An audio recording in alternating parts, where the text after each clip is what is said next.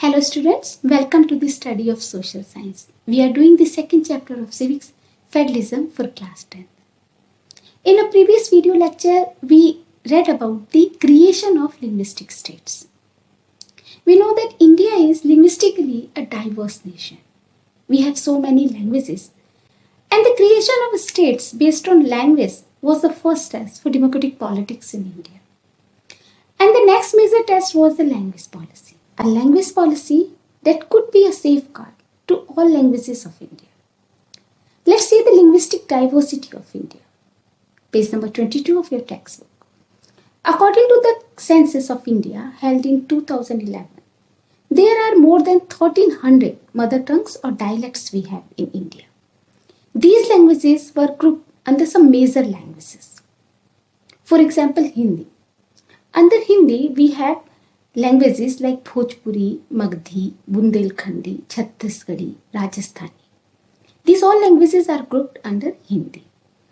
Many other languages were grouped under other major languages. And even after this grouping, the census found 121 major languages. Means 121 groups of languages like this. Out of these 121 major languages, 22 languages are now included in the 8th schedule of the Indian Constitution. As you can see in this list, these languages are called scheduled languages. Other languages which are not in this list are known as non-scheduled languages. In this list of the scheduled languages of India, we can see that Assamese speakers are here, 1.26%. Means only 1.26% of Indians speak Assamese. Bangla speakers are 8.03%. And if we observe the whole table, we will find that Hindi speakers are 43.63%. They are not even 50%. Thus, Hindi is the most common language, but still only 43% of Indians speak Hindi. And that is the reason a constitution did not give the status of national language to any one language. Hindi was identified as the official language, not a national language. And as a safeguard to protect all languages, besides Hindi, other 21 languages were recognized as scheduled languages by the constitution, as we are seeing in this list. According to this policy, a candidate can choose any of these languages to take the examination conducted for the central government position. Means a student can choose any one language out of these. And states too have their own official languages. Means each state has the liberty and the power to identify its own official language. Thus the language policy helped in accommodation of social diversity. Unlike Sri Lanka, our leaders adopted a very careful attitude in the promotion of Hindi. As we know that in Sri Lanka, the Sri Lankan government in 1956 passed an act that declared Sinhala as the only official language. The other languages were not given any importance in Sri Lanka. And that was one of the reasons for the civil war in Sri Lanka. But unlike Sri Lankan government, our leaders never imposed Hindi on non-Hindi speaking states.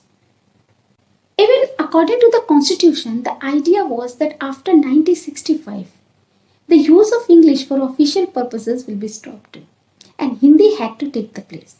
But before it could happen, many non-Hindi speaking states demanded that the use of English should be continued because people of these states were not comfortable with the use of Hindi.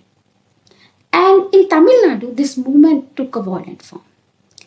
Thus, the government guaranteed that both Hindi and English will be used as official language as long as the state's governments want.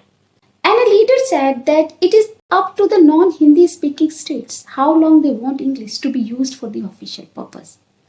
And no one else had the right to decide for them.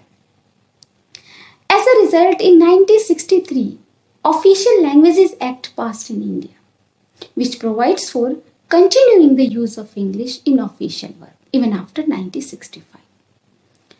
But many people believe that English is widely spoken by rich people, and this decision of use of English would favor the English-speaking elite. Thus, it was suggested by critics that the promotion of Hindi should be continued.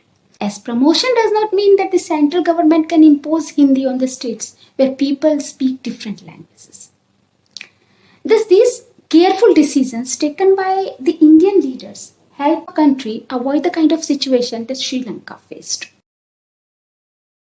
This is all about the language policy. In an upcoming video, we will talk about central-state relations.